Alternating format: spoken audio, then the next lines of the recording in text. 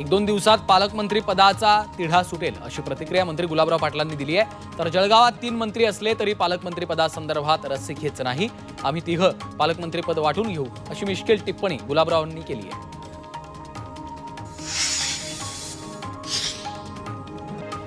येत्या 2 दिवसात पालकमंत्री पदाबाबतचा निर्णय होईल अशी प्रतिक्रिया मंत्री संजय शिरसाट यांनी दिली।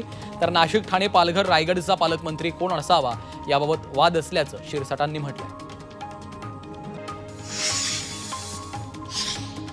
खातेवाटप होऊन 2 आठवडे झाले तरीही पालकमंत्री पदाचा घोळ अद्यापही कायम आहे। काही जिल्ह्यांच्या पालकमंत्री पदासाठी तिन्ही पक्षांनी आग्रह धरलाय, त्यामुळे तिढा अजूनही सुटला नाहीये। त्यामुळे मुख्यमंत्री देवेंद्र फडणवीस यांना पालकमंत्री पदाच्या नियुक्तीसाठी कसरत करावी लागते।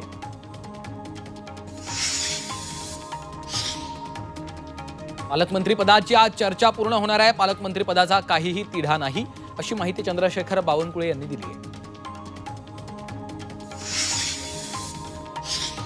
बच्चू कडू यांनी पुन्हा एकदा भाजपवर निशाणा साधलाय। राज्यामध्ये विरोधी पक्ष भाजपनं ठेवला नसून ज्या दोघांना सोबत घेतलं त्यांना पण ठेवलं नाही अशी टीका कडू यांनी केली। मित्रपक्ष गायब, विरोधी पक्षही गायब आहे, आता फक्त भाजपच आहे अशी टीका देखील त्यांनी केली आहे।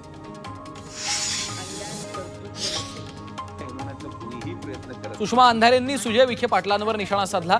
शिर्डीच्या साई संस्थांमध्ये मोफत भोजन बंद करा, त्यावरचे पैसे मुलांच्या शिक्षणावर खर्च करा अशी मागणी सुजय विखेंनी केली होती। त्यावरून सुषमा अंधारे आक्रमक झाले। आपल्या संस्थेत विद्यार्थ्यांना मोफत शिक्षण देता का असा सवाल अंधारेंनी केला आहे। गिरीश महाजन आणि एकनाथ खडसे यांच्या वादावर संजय राऊतांनी प्रतिक्रिया दिली। ही व्यक्तिगत भांडणं आहेत, हे भांडण राज्यस्तरावर नेऊ नका असं राऊतांनी म्हटलंय। अस्तींचे साप म्हणजे घरातले हे या महाशयांना कळत नाही आणि 5व्यांदा निवडून आलेत हे दुर्भाग्य आहे असा खोचक टोला कैलास गोरंट्याल यांनी आमदार अर्जुन खोतकरांना लगावला।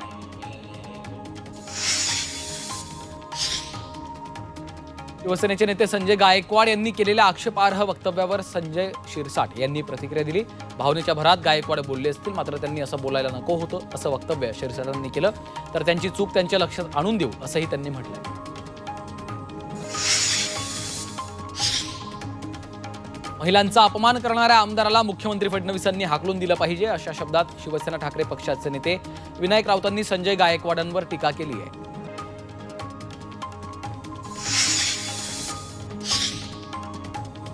समृद्धी महामार्गावर खिडे टाकणाऱ्या समाजकंटकांवर कारवाई करणार अशी माहिती सार्वजनिक बांधकाम मंत्री शिवेंद्रराजे भोसले यांनी दिली। ही गंभीर बाब असून दोषींवर कारवाई होणारच असंही त्यांनी म्हटलंय।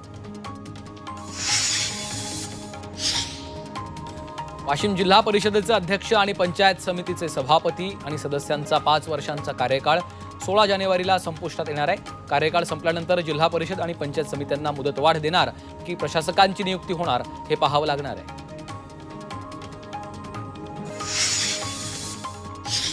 महाराष्ट्राला ऐतिहासिक आणि धार्मिक स्थळांचा वारसा लाभलाय, मात्र राज्यातील काही महत्त्वपूर्ण स्थळांचा राष्ट्रीय विकास कामांमध्ये अद्याप समावेश नाहीये अशी माहिती खासदार नरेश म्हस्केंनी दिली।